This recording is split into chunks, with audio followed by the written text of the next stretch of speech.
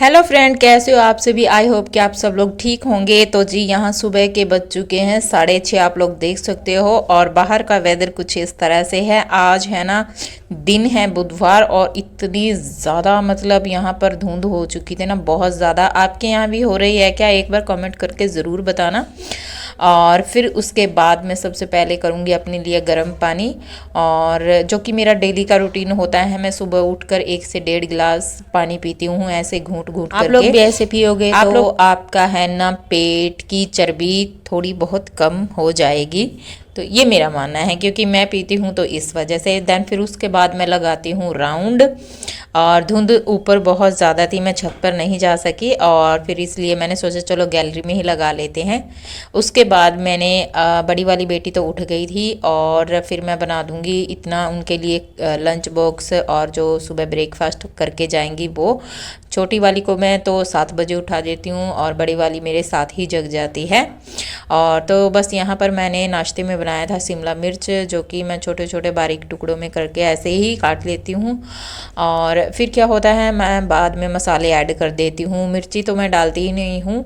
बड़ी वाली गुड़िया तो खा लेती है, लेकिन छोटी वाली है ना, फिर उसको बहुत ज़्यादा यूँ रहता है कि चरचरा लग गया मतलब स्पाइसी हो जाता है, इसलिए। और फिर मैं उसके बाद लेती हूँ आटा। और आटा लगाने के बाद आप लोगों को मैं दिखाऊँ। तो जी ये मेरा डेली का रूटीन होता है। आप लोग बोल सकते हो जैसे कि मैं 6 बजे तो वैसे उठ जाती हूँ, लेकिन 6:30 से 10:30 या 11 बजे के अराउंड का मेरा जो डेली का रूटीन है वो मैं आप लोगों के साथ शेयर कर रही हूँ कि मैं किस तरह से काम करती हूँ, किस तरह से मैनेज हो जाता है, सब कुछ हो जाता है। और वैसे भी छोटे दिन हो चुके हैं, तो या तो दिन मतलब यूँ होता है ना कि दिन निकल गया, या फिर यूँ होता है कि 11 से 12 बज गए, बस ऐसे ही। तो ये 2 से 3 मिर्च मैंने ले ली है, इसको काट कर ऐसे ही डाल दूंगी मैं सब्ज़ी में।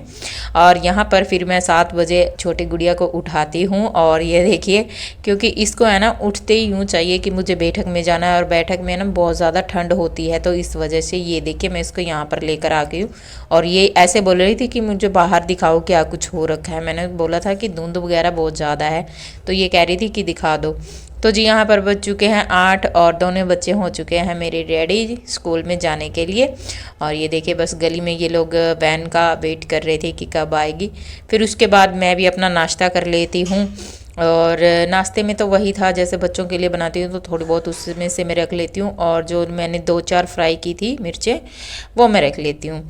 फिर नाश्ता करने के बाद वैसे तो मैं सुबह ही कर लेती हूँ कॉम उठते ही, लेकिन फिर कई बार ये हो जाता है ना कि कहीं वैन ना लेट हो जाए, तो इस वजह से फिर मैं उनके जाने के बाद ही करती हूँ। लेकिन मैं करती ज़रूर हूँ कॉम, ज़रूर एक बार करती हूँ।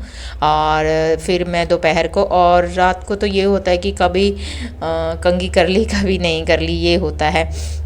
और फिर मैं उसके बाद आ गई थी यहाँ पर बिस्तर लगाने के लिए।